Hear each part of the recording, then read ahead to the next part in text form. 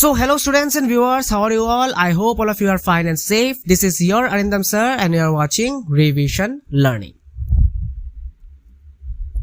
So students, till now in our chapter major crops we have discussed about what are crops, and then we move to the types of crops, like types of food crops, example wheat, rice, millets, maize, types of fiber crops, example cotton, jute, types of cash crops, example sugarcane and rubber.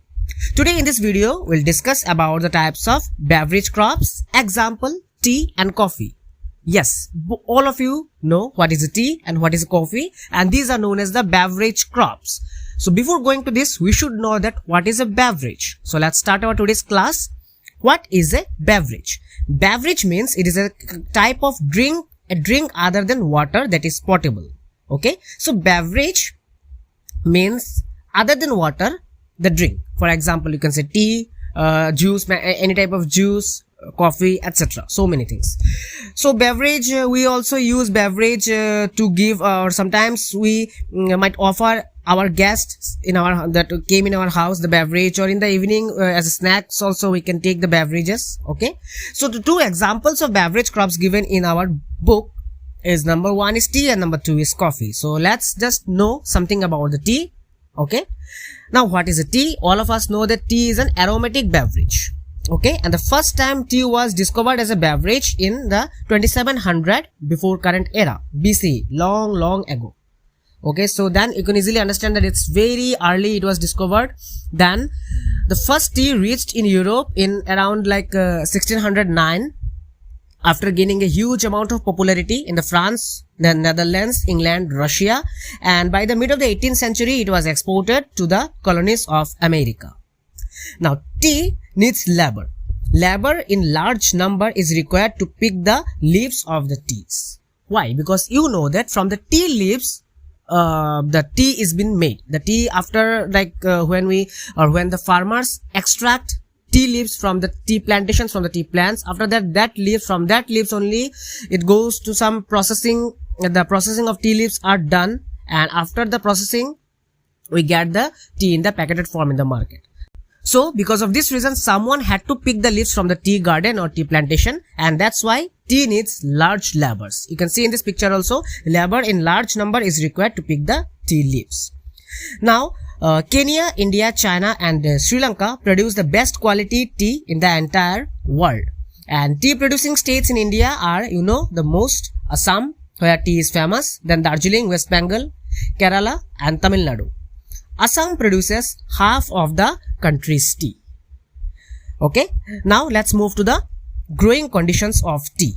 Now tea requires warm and humid climate and well distributed high rainfall. So this is the basic requirement for tea. Tea requires very warm and very humid climate along with a well distributed high rainfall at around or approximately around 150 centimeter to 250 centimeter throughout the year for the growth of its tender leaves. I told you tea has been taken, or tea has been made from the tea leaves. So to grow, or for the better growth of its tender leaves, it requires very warm and humid climate and well distributed high rainfall ranging from 150 centimeter to 250 centimeter throughout the year.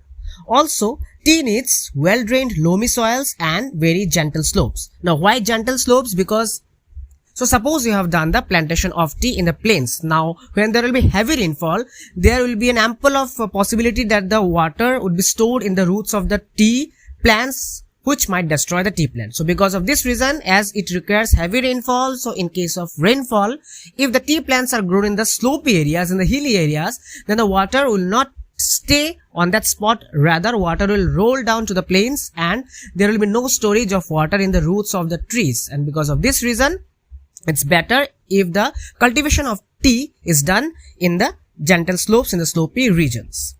The ideal suitable temperature for growing tea is 25 degrees centigrade to 30 degrees centigrade, and also it grows very well at high altitudes at 2100 meter above sea level. The picking of the young leaves of the tea, this process is called flush. Okay, and the processing of tea leaves after picking up the leaves, I told you that there are some processing of the tea leaves are done. So the processing of the tea leaves involves weathering process, rolling, fermentation, firing and grading. So students, this is all about your tea. Now let's move to coffee. So I hope all of you have taken coffee, or you love to take coffee in your home whenever you get stressed, or whenever we are stressed out, whenever we are suffering from headache. We need some amount of caffeine, and there are lots of caffeine in coffee. So if we study the coffee, then Africa is the native home of coffee, where it grew in the highlands. Okay, then eventually, slowly, you can say, it quickly got spreaded in the Brazil after arriving from the French. Okay, from the France, it came from the French people basically. So quickly the coffee, or the popularity of coffee, got spreaded in Brazil after arriving from the France, and Brazil is known as the coffee pot of the world, as it produces 1/3 of the world's coffee, followed by Colombia and India. So Brazil is known as the coffee pot of the world. Why? Because it produces 1/3 of the world's coffee. That is like, it's a huge amount. In huge amount it produces coffee, which is followed by, again, we people, India and Colombia.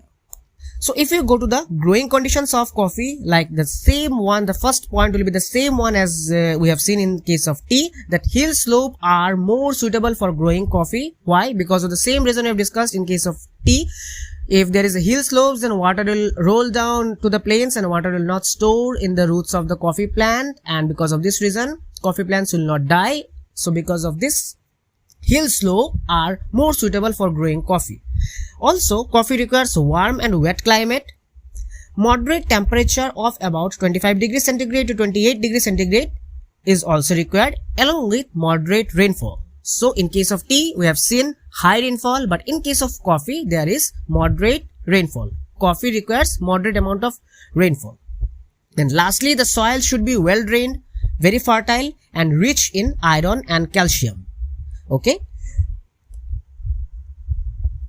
So in India, coffee is primarily grown in the states of Karnataka, Kerala and Tamil Nadu, along with Odisha, Telangana, Andhra Pradesh and northeastern states of India.